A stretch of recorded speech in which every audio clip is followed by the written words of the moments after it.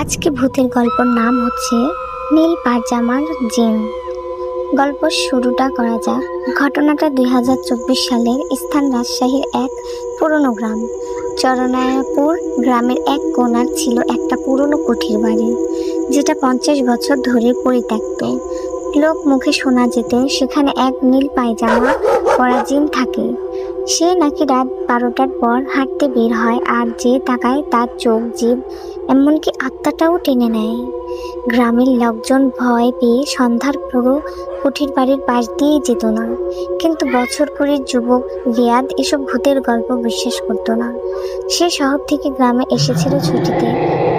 তুই যদি সাহসী হোস তবে আজ রাত 12টার কুঠির বাড়ির সামনে গিয়ে দাঁড়া, আর দেখছি কিছু হয় কিনা। রিয়াদ চ্যালেঞ্জ নেয়। রাতে 12টার সময় সে একাই গিয়ে দাঁড়ায় সেই কুঠির বাড়ির সামনে। হঠাৎই সব ঝিনঝিন পোকার শব্দ থেমে যায়, হাওয়া থমে বাজায়। ঠিক তখনই ভেতর থেকে একটা কেমন জানি অদ্ভুত হাসির শব্দ আসে। তুই তো সাহসী, এসেছিলে একা, চল ভেতরে আয়। রিয়াদ দৌড়াতে যায়, কিন্তু পা যেন শক্ত হয়ে যায়। সে কিছুতেই নড়তে পারে না। হঠাৎ দেখে কুঠির বাড়ির ছাদে দাঁড়িয়ে এক লম্বা মানুষ, চোখে জল জল করছে, গায়ে নীল পাজামা, আর সে ধীরে ধীরে নিচে নেমে আসছে, যেন মাটিতে নয়, বাতাসে ভেসে ভেসে।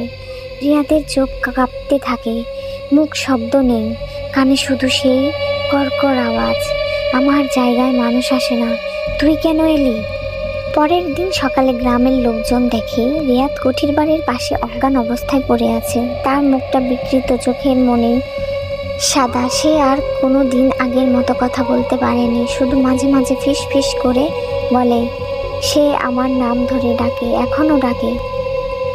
তুমি যদি কখনো পুরনো কুঠির বাড়ির সামনে রাত 12টা যেতে যাও, আগে নিশ্চিত হও কেউ তোমার নাম নিচ্ছে নাকি, কারণ হয়তো সেই নীল পাজামার জিন আজও খুঁজছে পরবর্তী শিকার।